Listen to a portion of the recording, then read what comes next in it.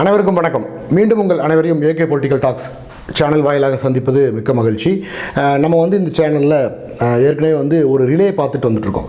என்ன ரிலே அப்படின்னா, 2021 திமுக கொடுத்த தேர்தல் அறிக்கை பற்றியான முழு அந்த 530 வாக்குறுதிகள் கொடுத்தார்கள் இல்லையா, அந்த வாக்குறுதியை பற்றி ரிலே பார்த்து கொண்டு வருகிறோம். அந்த ரிலேவிற்கு ஊடாக அந்த ரிலே ஒரு தனி ட்ராக்காக அது சென்று கொண்டிருக்கிறது. அதை தாண்டி தினமும் அனுதினமும் நடந்து கொண்டிருக்கிற அரசியல் இன்றைக்கு இன்னும் ஒரு ஆண்டுக்குள் தேர்தல் வருகிற காரணத்தாலும், திமுக மிகப்பெரிய தோல்வி பயத்தில் இருக்கிற காரணத்தாலும், திமுக உறுதியாக தாங்கள் தோற்று விடுவோம் என்று திமுகவிற்கு தெரியும். அந்த தோல்வி பயத்தின் காரணமாக இவர்கள் அனுதினமும் ஒவ்வொரு நாடகமும் ஆடிக்கொண்டிருக்கிறார்கள். தினம் தினம் ஒரு நாடகம் நிகழ்த்தப்படுகிறது. அந்த நாடகத்தை நாம் பார்த்து கொண்டு தான் இருக்கிறோம். அவர்களிடத்தில் வைத்திருக்கிற அந்த அடிவருடி சேனல்கள் இருக்கிறது இல்லையா, அந்த ஊடகங்களை வைத்துக்கொண்டு அனுதினமும் இவர்கள் ஒரு நாடகம் ஆடிக்கொண்டிருக்கிறார்கள். அப்படி தற்பொழுது இவர்கள் ஆடிக்கொண்டிருக்கிற ஒரு நாடகத்தில் மிக முக்கிய பங்கு வகிப்பது 2021 தேர்தலிலும் இந்த நாடகம் என்பது, குறிப்பாக இந்த திட்டத்தை நாங்கள் வந்தால் செயல்படுத்துவோம் என்று மிக முக்கியமான ஒரு அம்சமாக வைக்கப்பட்டது. அன்றைக்கு அதிமுகவுக்கு எதிராக வைக்கப்பட்டது நீட் தேர்வு. இந்த நீட் தேர்வு ரத்து பற்றி அவர்கள் குறிப்பிட்டிருந்தார்கள்.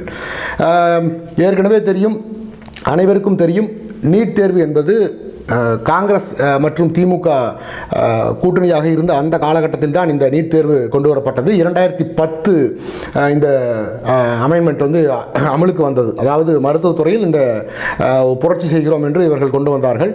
பிறகு ஒரு சுருக்கமாக பார்த்து விடுவோம் நீட்டை பற்றி. பிறகு அதிமுக அரசு 2011 பொறுப்பேற்றவுடன் புரட்சித் தலைவி அம்மா அவர்கள் இந்த இதுக்காக நீட்டுக்கு விலக்க வேண்டும் என்று ஒரு வழக்கு கூட தொடுக்கப்பட்டது. அந்த வழக்கு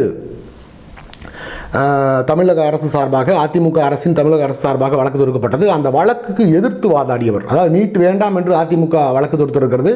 எங்களுக்கு இல்லை, இது நீட் வேண்டும், நாங்கள் கொண்டு வந்த இந்த கொள்கையில் மாணவர்களாகிய இந்த இந்திய மாணவர்கள் மிகப்பெரிய இந்த நீட் தேர்வின் முறை மூலமாக இந்தியா முழுவதும் இருக்கிற மருத்துவம் படிக்கிற மாணவர்கள் ஒரு அடுத்த நிலையை அடைந்து விடுவார்கள் என்று அதற்காக வாதாடினார் இல்லையா ஒரு வழக்கறிஞர். அவர் யார் என்று பார்த்தால், நம்முடைய அன்றைக்கு இருந்த காங்கிரஸ் அரசாங்கத்தின் நிதியமைச்சராக இருந்த ப. சிதம்பரம் அவர்களுடைய மனைவி நளினி சிதம்பரம் அவர்கள் தான் வாதாடினார்கள், எங்களுக்கு நீட் வேண்டும் என்று. அதில் பிறகு வெற்றி கண்டார்கள்.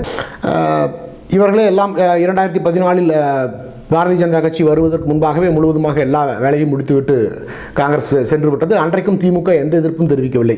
காங்கிரஸ் இந்த நீட் வேண்டும் என்று போராடுகிறது. காங்கிரஸுடைய மத்திய நிதியமைச்சர், குறிப்பாக அவர் தமிழ்நாட்டை சார்ந்தவர், அப்படி இருந்த நிதியமைச்சர் அவர்களுடைய மனைவி இந்த வழக்குக்காக வாதாடுகிறார். திமுக மௌனம் காத்து எந்த விதமான எதிர்ப்பும் காட்டாமல் தான் இருந்தது திமுக எந்தவித எதிர்ப்பும் காட்டாமல் தான் இருந்தது திமுக. பிறகு 2021 தேர்தல் வந்தது. அந்த தேர்தலின் பொழுது இன்றைக்கு இருக்கிற திராவிட முன்னேற்ற கழகத்தின் தலைவர் ஸ்டாலின் அவர்களும் அவருடைய மகன் உதயநிதி அவர்களும் எங்கெங்கெல்லாம் சென்றார்களோ, தமிழ்நாட்டில் அவர்கள் எங்கெங்கெல்லாம் வாக்கு சேகரிக்க சென்றார்களோ, அங்கே வாக்கு சேகரிக்க சென்ற அத்தனை இடங்களிலும் அவர்கள் வைத்த ஒரு கோரிக்கை, மக்களிடத்தில் வைத்தது, நாங்கள் வந்தால் ஒரே கையெழுத்தில் நீட் விலக்கு பெற்றுவிடும் தமிழ்நாடு. அந்த நீட் என்ற அந்த தேர்வு இருக்கிறது இல்லையா, அந்த தேர்வை ரத்து செய்யக்கூடிய அந்த டெக்னிக், அந்த கிட்டத்தட்ட அதை எப்படி சொல்லலாம் என்றால், எதை செய்தால் இந்த நீட்டு விலக்கு தமிழ்நாடு பெறும் என்ற அது எங்களுக்கு மட்டும்தான் தெரியும், திமுகவுக்கு மட்டும்தான் தெரியும், வேற யாருக்கும் தெரியாது. அது குறிப்பாக எங்களுடைய தலைவர் ஸ்டாலின் அவர்களுக்கு இது தெரியும் என்று திமுகவில் இருக்கிற ஏறக்குறைய முதல் கட்ட, இரண்டாம் கட்ட, மூன்றாம் கட்ட பிரதிநிதிகள் அனைவரும் அனைத்து இடங்களிலும் இது பேசப்பட்டது. 2021 தேர்தலின் பொழுது பேசப்பட்டது. இது உங்கள் அனைவருக்கும் தெரியும். அனைத்து மக்களும் அனைத்து ஊடகங்களும் இதை பெரிதாக ஒரு பிம்பம் கட்டமைத்தார்கள். இந்த குறிப்பாக இந்த விடயத்தை பற்றி, இந்த நீட்டை பற்றி பேசும்பொழுது ஒரு பிம்பத்தை கட்டமைத்தார்கள். திமுக வந்தால் நீட்டிற்கு உடனடியாக இந்த நீட் என்ற சட்டம் ரத்து செய்யப்படும். அது ரத்து செய்யப்படுகிற எப்படி ரத்து செய்வது, எதன் அடிப்படையில் செய்வது என்றெல்லாம் இவர்கள் விளக்கவில்லை. அதற்கு எப்படி ஐயா நீங்கள் ரத்து செய்வீர்கள் என்று கேள்வி முன்வைக்கப்பட்ட போது இவர்கள் சொன்னது என்னவென்றால், அதை ரத்து செய்யக்கூடிய சில விடயங்கள் இருக்கிறது, அந்த விடயங்கள் எங்களுக்கு மட்டும்தான் தெரியும், நாங்கள் ரத்து செய்வோம் என்றார்கள். அதையும் தாண்டி தேர்தல் நெருங்குகிற காலத்தில் முதல் கையெழுத்து நீட்டு விலக்கு என்றார்கள். திமுக ஆட்சி 21 ஆட்சியில் அமர்ந்தால் முதல் கையெழுத்தே நீட் ரத்து தான், அதை போட்டுவிட்டு தான் மறுவேலை என்றார்கள். அப்பொழுது கூட என்னை போன்ற சில ஊடகத்தில் இருக்கிற, அதாவது ஃபேஸ்புக், ட்விட்டர் போன்ற இன்றைக்கு இருக்கிற இணையதளத்தில் பயணிக்கிற நபர்கள் கூட நாங்கள் பதிவு செய்துவிட்டோம். அன்றையா முதல் கையெழுத்து எல்லோரும் முதல்வராக ஆவதற்கு தான் போடுவார்கள். ஏன்னால் முதல்வராகிறதுக்கு இவர் உறுதிமொழி எடுத்து கையொப்பம் இட வேண்டும் இல்லையா? முதல் கையெழுத்து போட்டால் தான் இவர் முதல்வர், பிறகுதான் கையொப்பம் இட வேண்டும். அது எப்படி முதல் கையெழுத்து நீங்கள் நீட்டுக்காக போடுவீர்கள் என்று கூட நாங்கள் நிறையாக பொதுத்தளங்களில் பதிவிட்டிருந்தோம். அப்படி இவர்கள் முடிந்துவிட்டது. பிறகு 2024 தேர்தல் வந்தது. அதுவரை இவர்கள் 2024 தேர்தல் வரை அதிமுகவை என்னெல்லாம் செய்து கொண்டிருந்தார்கள் என்று உங்களுக்கு தெரியும். அதிமுக வலுவில்லை, அதிமுக அதாகிவிட்டது. இதை இன்றைக்கு வரைக்கும் இந்த பாடுதான் பாடிக்கொண்டிருக்கிறார்கள். தற்பொழுது அதிமுகவும் பாரதிய ஜனதாவும் கூட்டணி அமைத்திருக்கிற இந்த சூழலில், இந்த குறிப்பிட்ட சூழலில் இந்த 10 நாட்களாக தொடர்ந்து இவர்கள் அதிமுகவை முதலில் வேறு மாதிரியே விமர்சனம் செய்து, அதிமுக 2ஆக உடைந்து விட்டது, 4ஆக உடைந்து விட்டது, 6ஆக உடைந்து விட்டது, அதிமுக அதாகிவிட்டது, இன்றைக்கு இருக்குமா, கட்சி இருக்குமா, சின்னம் இருக்குமா என்று தினமும் டிபேட் நடத்தி கொண்டிருந்த ஊடகங்களை வைத்து டிபேட் நடத்தி கொண்டிருந்தார்கள். ஆனால் இந்த ஒரு வார காலமாக இவர்கள் என்ன செய்வதென்று தெரியாமல் தாங்கள் செய்த பிழையை, தாங்கள் செய்த குற்றத்தை மறைப்பதற்காக நிறைய விடயங்களை செய்து கொண்டே இருக்கிறார்கள். குறிப்பாக இப்பொழுது இந்த நீட் விவகாரத்தை பற்றி பேச வேண்டிய கட்டாயம் திமுகவுக்கு எங்கே ஏற்பட்டிருக்கிறது என்றால், கடந்த 2-3 தினங்களுக்கு முன்பாக அதிமுக மாநிலம் தழுவிய தமிழ்நாடு முழுவதும் அந்தந்த மாவட்ட தலைநகரங்கள், அந்தந்த தொகுதி தலைமையிடங்களில் ஒவ்வொரு தொகுதி வாரியாக, ஒவ்வொரு பகுதி வாரியாக இந்த நீட்டால், அதாவது கடந்த 2021 திமுக ஆட்சி அரியணை ஏறியது அல்லவா, அதிலிருந்து இதுவரை 22 பிஞ்சு உயிர்கள் பறிபோயிருக்கிறது இந்த நீட் என்ற விவகாரத்தால். அப்படி பறிபோயிருந்த அந்த பிஞ்சு உயிர்களுக்கு ஒரு கண்ணீர் அஞ்சலி செலுத்துவதற்காக அதிமுக கூடியது. அதிமுக இதை பிரம்மாண்டமாக செய்து முடித்தது. ஏனென்றால் பறிபோயிருப்பது நம்மளுடைய தமிழ் குழந்தைகளுடைய உயிர்.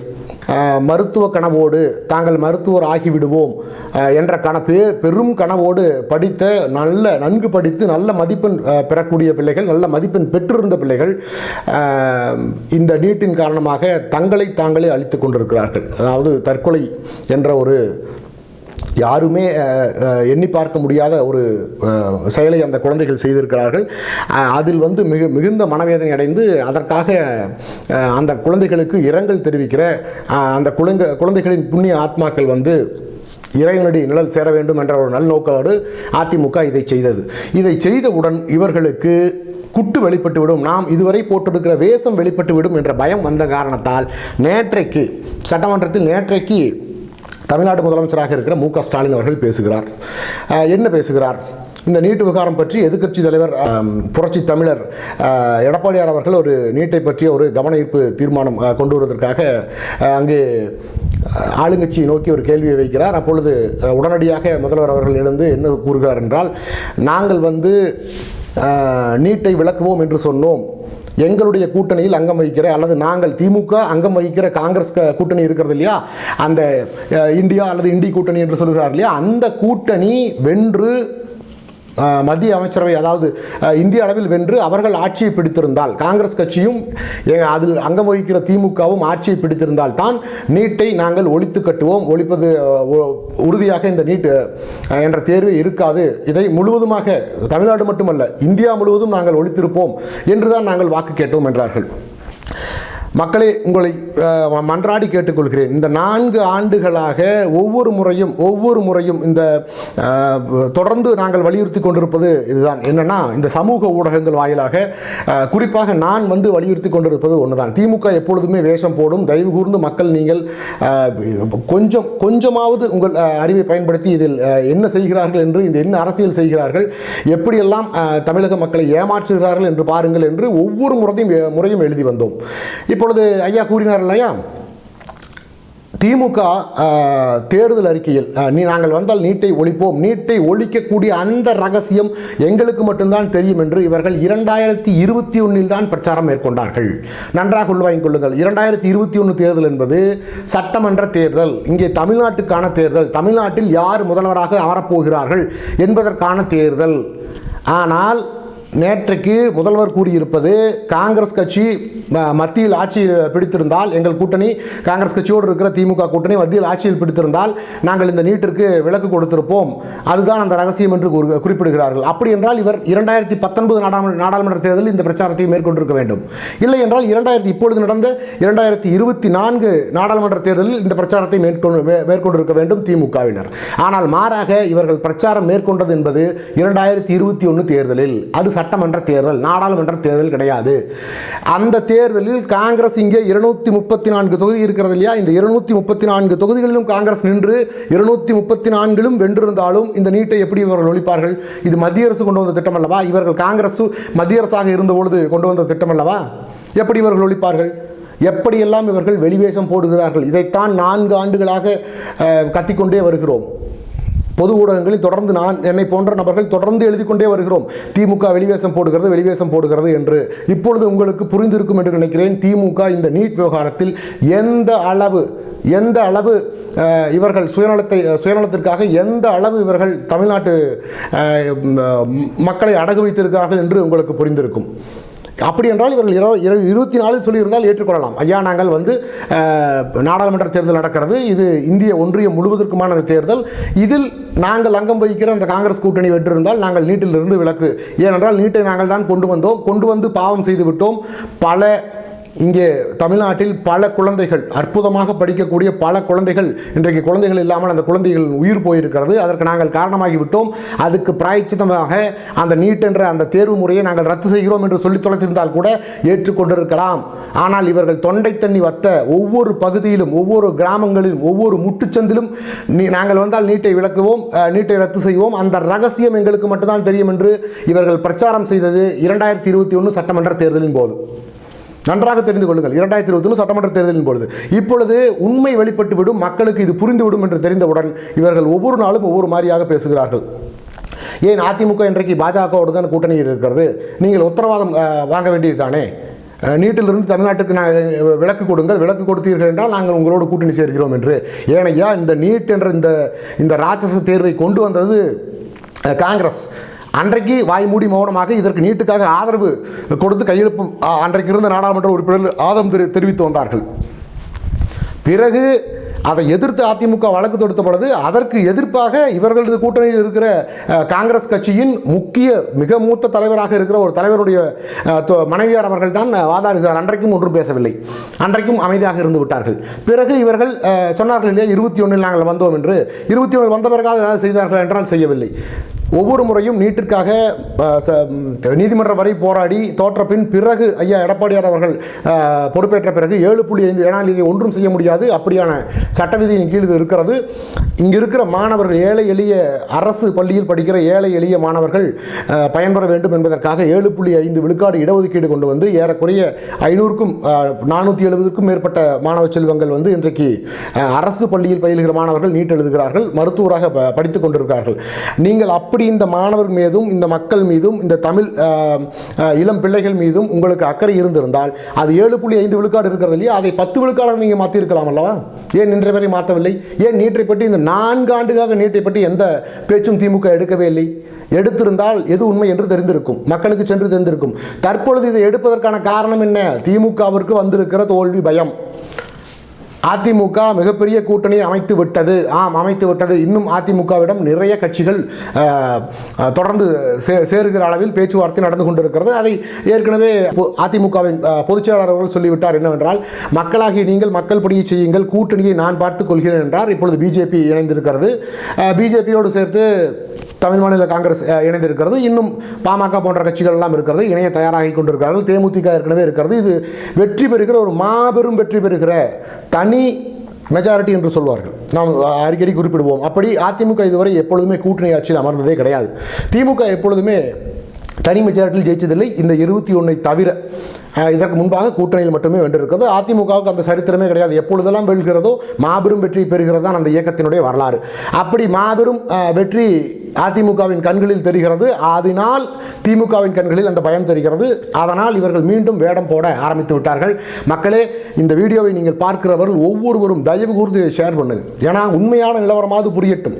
நீங்கள் வாக்களியுங்கள், வாக்களிக்காமல் போங்கள், அது உங்கள் விருப்பம், யாருக்கு வேணாலும் வாக்களித்து. ஆனால் இந்த மக்களுக்காக, இந்த மண்ணுக்காக, இந்த மண்ணின் மகன் எந்த அளவு போராடி கொண்டிருக்கிறார் என்பது தெரிந்து கொள்ள வேண்டிய, ஒவ்வொருவரும் தெரிந்து கொள்ள வேண்டிய ஒரு விடயம். இதேபோல் அந்த 2021 தேர்தலின் பொழுது மிக முக்கிய பிரச்சனைகளாக 3 பிரச்சனை அதிமுகவின் மீது எதிர்ப்பாக வைக்கப்பட்டது. அதில் முக்கியமாக இருப்பது இந்த நீட் தேர்வின் இந்த முறை. அதற்கு அடுத்தபடியாக தூத்துக்குடியில் நடந்த துப்பாக்கிச்சூடு, பிறகு இங்கே பொள்ளாச்சியில் நடந்த பாலியல் வழக்கு சார்ந்த பிரச்சனைகள்.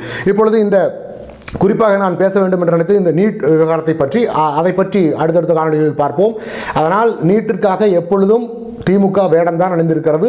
மீண்டும் இவர்கள் வருகிற தேர்தலில் நாங்கள் மீண்டும் வெற்றி பெற்று வந்தால் நீட்டை விளக்குவோம் என்று வாய் கூசாமல் பொய் சொல்லுகிற ஒரு இயக்கம் தான் திராவிட முன்னேற்ற கழகம். ஏன்னா இவர்களுக்கு ஏற்கனவே அந்த தேர்தலின் போது சொன்னார் இல்லையா, வெக்கம், மானம், சூடு, சுரணை என்பது இல்லையா என்பது, அது உண்மையாக இவர்களுக்கு தான் இல்லை.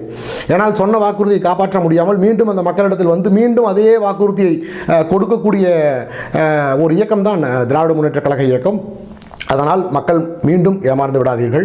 மீண்டும் ஏமாந்து திராவிட முன்னேற்ற கழகத்திற்கு வாக்களித்தீர்கள் என்றால் நமக்கு நாமே வாய்க்கரிசி போட்டுக்கொள்வதற்கு சமம். இன்னொரு முக்கிய விடத்தை சொல்ல வேண்டியிருக்கிறது. என்னவென்றால் நீட் மட்டுமே வாழ்க்கை அல்ல. நன்றாக உணர்ந்து கொள்ளுங்கள். நாம் அனுதினமும் எவ்வளவோ சிரமங்கள் பட்டு எங்கெங்கேயோ வேலை செய்து சிறுக சேர்த்து நம்மளுடைய குழந்தைகளை நாம் படிக்க வைக்கிறோம்.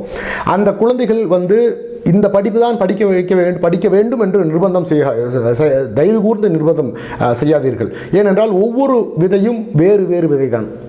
எல்லாம் ஒரே மாதிரி முளைக்கப் போவது கிடையாது. ஒவ்வொரு விதையும் வேறு வேறு. அந்த விதைக்குள் அடங்கி இருக்கிற மாபெரும் திறமைகள் எண்ணற்ற திறமைகளாக இருக்கக்கூடும். அதனால் தயவு கூர்ந்து பெற்றோராகிய நீங்கள் ஒன்றை கவனத்தில் வைத்துக் கொள்ளுங்கள்.